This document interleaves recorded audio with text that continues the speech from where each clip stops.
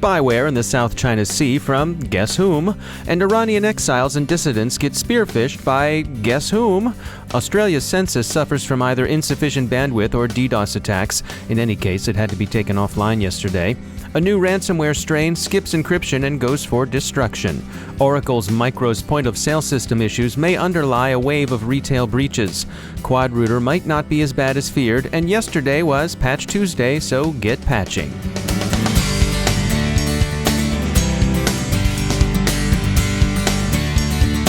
Time to take a moment to tell you about our sponsor, Cylance. Are you looking for something beyond legacy security approaches? If you are, and who isn't, you're probably interested in something that protects you at machine speed and that recognizes malware for what it is, no matter how the bad guys have tweaked the binaries or cloaked their malice in the appearance of innocence. Cylance knows malware by its DNA. Their solution scales easily, and it protects your network with minimal updates, less burden on your system resources, and limited impact on your network and your users. Find out how Cylance is revolutionizing security with artificial intelligence and machine learning. It may be artificial intelligence, but it's real protection. Visit Cylance.com to learn more about the next generation of anti-malware. Cylance, artificial intelligence, real threat prevention. And we thank Cylance for sponsoring our show.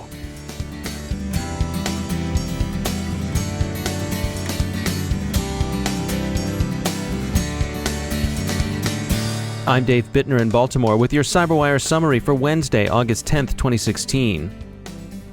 International cyber conflict news today returns to the South China Sea, where Vietnamese security researchers continue to track spyware that's infested that country's network since June, at least, of this year.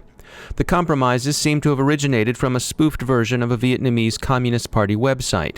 The spyware incidents are generally believed to be connected to ongoing conflict between China and its neighbors over disputed territorial waters in the South China Sea. The Philippines have seen similar incidents, also suspected to be associated with the Chinese intelligence services. Iran is also believed to have significantly increased its cyber attack capabilities in the wake of the international agreement that sought to arrive at a peaceful arrangement with respect to the Islamic Republic's nuclear ambitions. The annual report on Iranian military capabilities the U.S. Department of Defense renders to Congress concentrated on conventional kinetic capabilities, but it alluded to a growing ability to carry out operations in cyberspace. Bloomberg reports that the document echoes conclusions of a study by the Washington Institute for Near East Policy's Michael Eisenstadt, who describes Iran's cyber operations as having evolved, quote, from a low-tech means of lashing out at its enemies to a pillar of its national security concept, end quote. Not all those enemies are foreign nation-states. Amnesty International reports that actors probably directed by Iranian security services have been conducting an extensive spear-phishing campaign against exile and dissidents. Some of the fish bait is presented as email correspondence from U.S. immigration authorities concerning the target's green cards. The Australian Bureau of Statistics took its census website offline last night after sustaining what it characterized as multiple distributed denial of service attacks. The Australian Signal Directorate has trained its eye, one of the famous five, on the incident, and the Bureau of Statistics says it will bring the census site back once it can do so safely. Not everyone's convinced the problems were the result of an attack.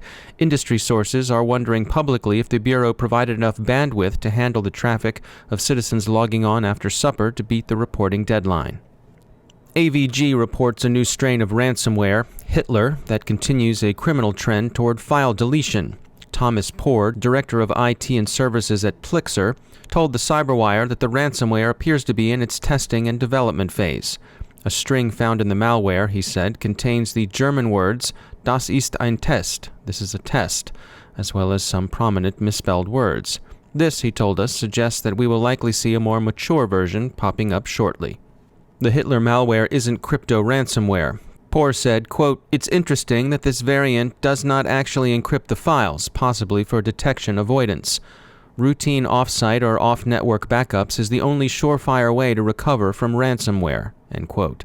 He added that many victims may feel they have little choice but to pay, since the alternative would appear to be deletion of all their files when they reboot after crashing.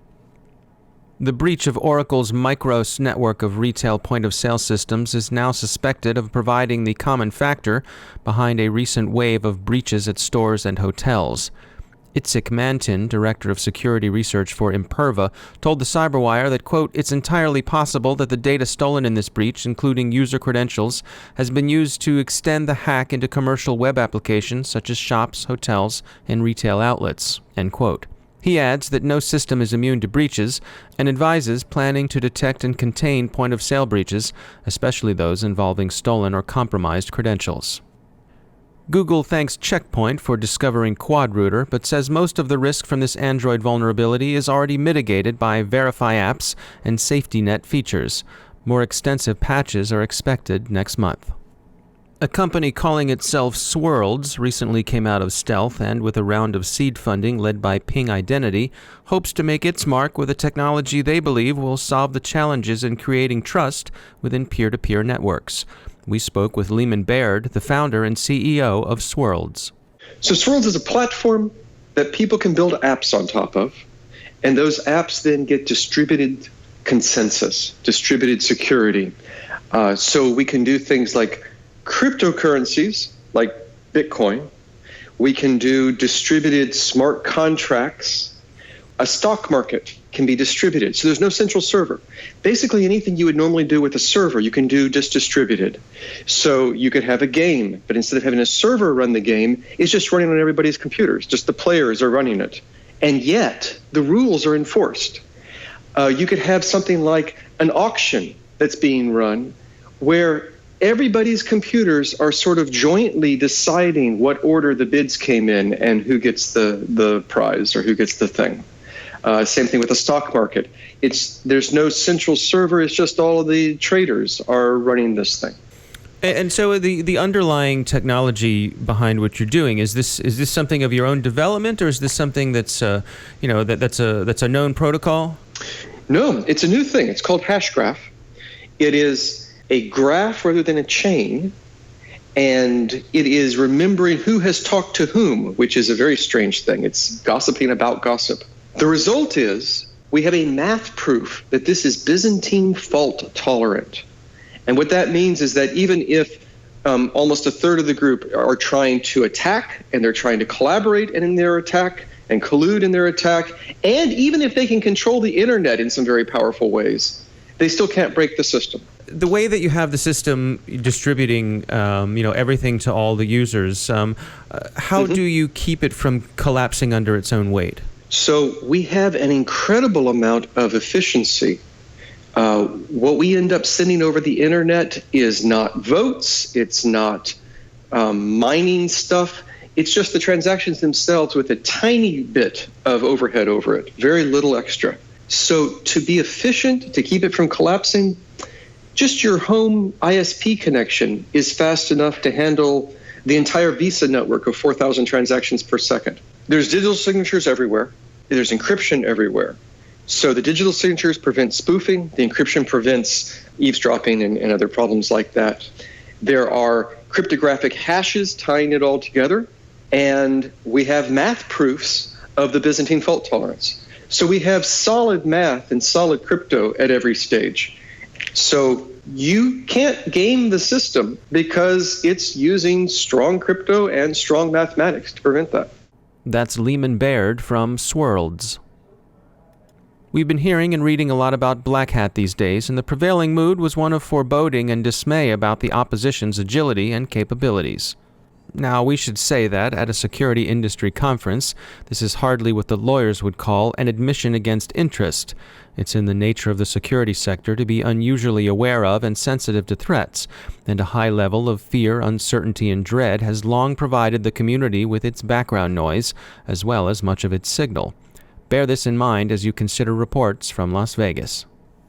It's also important to bear in mind that commodity attacks continue to succeed.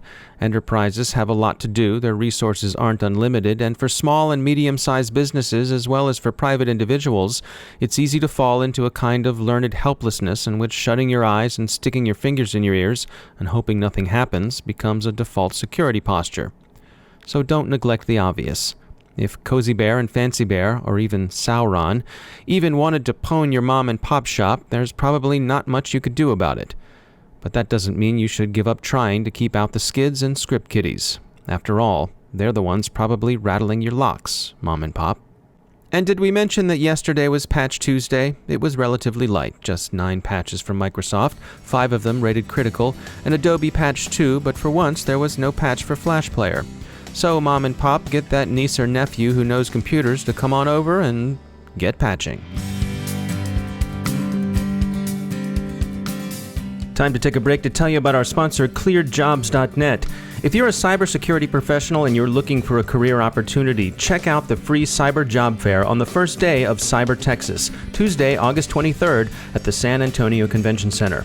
Organized by clearedjobs.net, a veteran-owned specialist at matching security professionals with rewarding careers.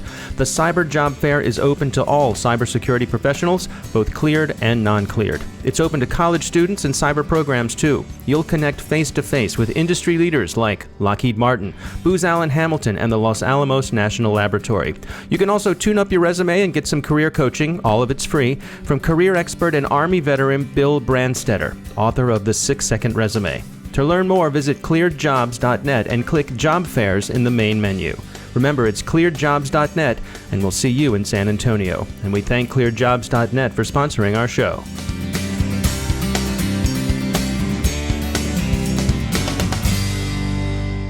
Joining me once again is Joe Carrigan. He's from the Johns Hopkins University Information Security Institute. Joe, you've got a tale to tell us about a friend of yours with a kid, not unusual these days, who was interested in Pokemon Go.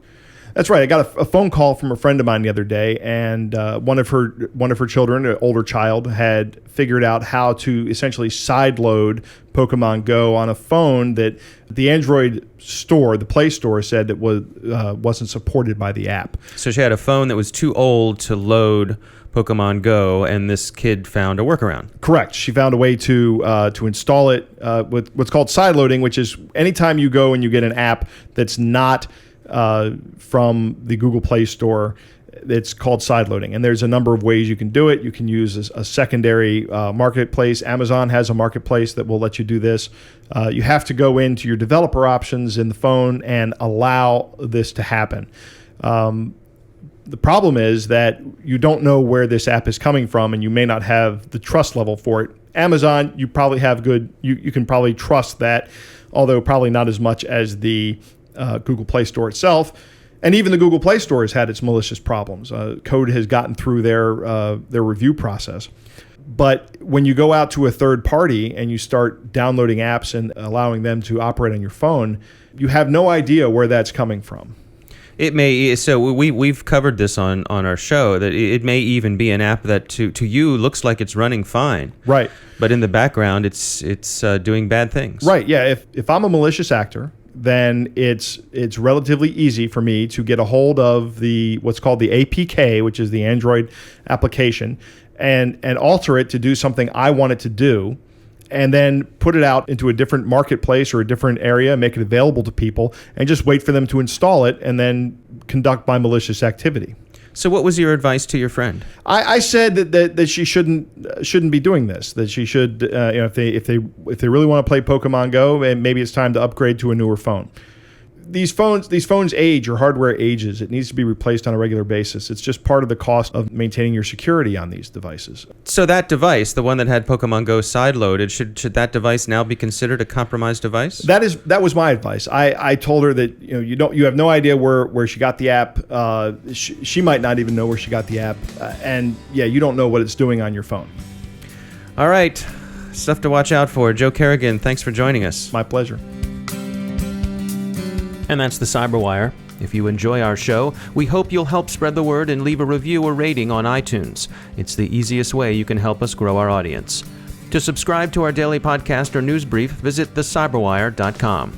The CyberWire podcast is produced by Pratt Street Media. The editor is John Petrick. Our social media editor is Jen Iben, and our technical editor is Chris Russell. Our executive editor is Peter Kilpie, and I'm Dave Bittner.